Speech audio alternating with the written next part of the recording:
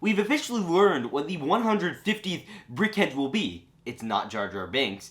A LEGO Star Wars special has been announced, and more here on the Republic Studs Show. Hello everyone, it is I, Republic Studs, and welcome to the Republic Studs Show, the best LEGO Star Wars weekly news roundup series. Now we are back. It's been about 2 weeks since we've had our last episode. Obviously we've been pretty crowded with the August wave of sets, and it has been insane. But first I'm going to ask you all to smash that like button for the YouTube algorithm. It'll help me out a metric ton, and I would just really appreciate it. But with that said, let's get right on into the news. So obviously the big breaking story for the LEGO Star Wars brand is the new Brickheadz. So a while back, LEGO announced that they would be holding a vote for what the LEGO Star Wars Brickheadz would be. Or you could vote for either LEGO Star Wars Jaws, Lilo and Stitch, and another theme, I believe.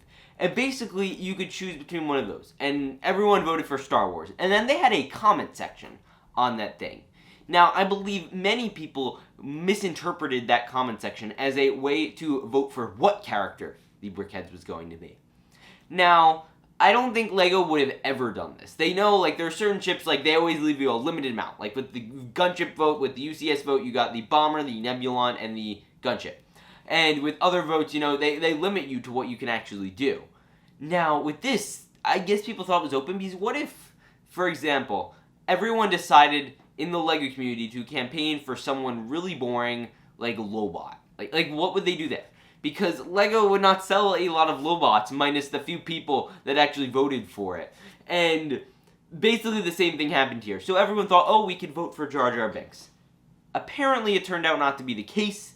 As our 150th Brickheadz is going to be Ahsoka Tano. Now this one is pretty great, and I am pretty excited for it. I'll certainly be buying this one. I have a few Brickheadz. I have all the Disney ones. I have a Darth Vader and some Stormtroopers down there. I have a Chewbacca, but nothing insane.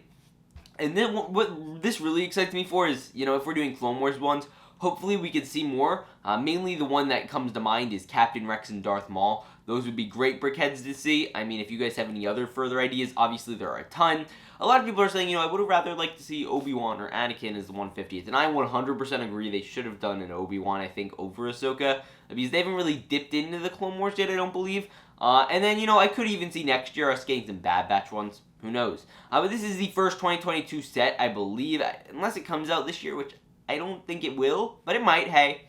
But that is certainly an interesting and great piece of news. I, for one, I was very shocked by it. I saw it on my phone. I'm like, oh, that's pretty interesting news. But it's nothing entirely insane, but it's still cool nonetheless.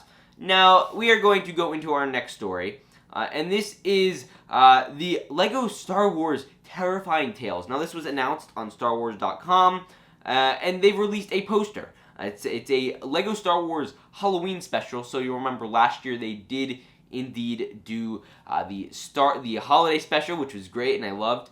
This one says rest in pieces on a grave with a little Imperial logo, and then you have Darth Vader's hand coming out of the ground. Now there was a group of comic books actually that focused on like terrifying, you know, things surrounding Darth Vader, and that was really cool. I was hearing Star Wars Explained talk about that a bit further, and that's kind of what this is going to be. Now let's read the description.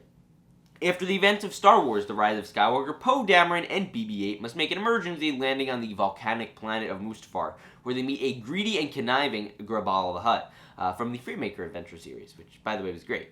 The crime boss has purchased Darth Vader's castle and is renovating it into the galaxy's first, all-inclusive, Sith-inspired luxury hotel. While waiting for his X-Wing to be repaired, Poe, BB-8, Grabala, and Dean, a plucky and courageous young boy who works at Grabala's mechanic, venture deep into the mysterious castle with Vader's loyal servant, Vinay. Along the way, Vinay shares creepy stories linked to the ancient artifacts and iconic villains from across all eras of Star Wars, as Vinay spins his tales and lures the heroes deeper into the shadowy underbelly of the castle.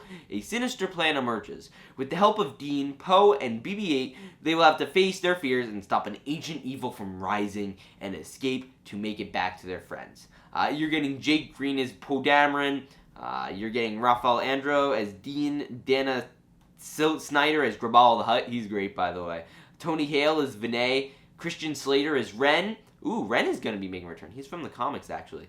Trevor Duvall as Emperor Palpatine.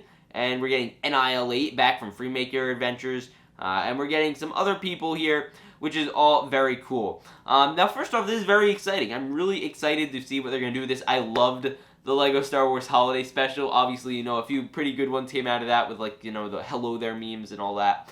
That was great. I enjoyed that.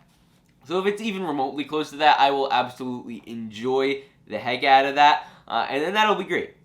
Now, our final story from today, before I get into some, you know, general overall news, there's some minor stuff, is that the Mandalorian Forge was revealed over the span of the last 2 weeks. Obviously, this is a news roundup video, so I want to cover that. And basically, we got great pictures of the Forge. We had kind of blurry pictures of it before, but, you know, it was officially revealed. Reviews are out on the Brickheadz and Brick Studios channels.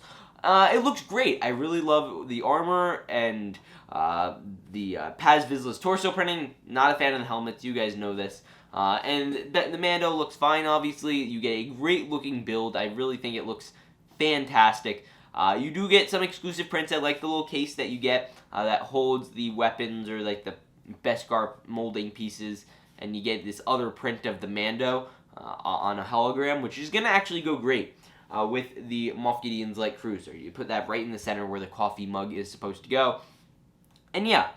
So now with the Ahsoka Brickheadz announced, if that comes out this year, that will be probably one of the last sets to come out. You know, we are coming very close. Now that that is revealed, the only things we have left to expect are the UCS AT-AT, which I would not be shocked if that's revealed within the month's time, if not, you know, by the middle of September. And then we are also ready to start preparing for next year's rumors. Now, earlier this week, we did get some fake rumors, and I'm like 98% sure they're fake, but, you know, I'll leave them there, mainly because, and I didn't address this in my rumors video, they did not have set numbers, which was a major turn away. It did not have prices, and that was, you know, well, it did have prices, but it did not have, like, official prices. It was weird, like, some of them did, some of them didn't. And it was very inconsistent, but if you guys want to hear about the fake rumors, you could check out that video on the channel. You know, they discussed, like, a Dark Trooper battle pack, a Gar Saxon battle pack, so, you know, who knows, maybe we'll be here in 1 year being like, oh, I was right to believe those, which evidently I don't really think I will be. But either way, with that said, I hope you guys all enjoyed this episode of the Republic Stud Show, and thank you guys for continuing to tune in. Also, remember to check out the Join memberships down at the bottom. We have some loads of exclusive content on there, and I've just been uploading to that pretty much every week, and it's been great, and we have some really cool stuff on there. So with that, I'll see you all in the next one. Remember, peace out, and stay awesome.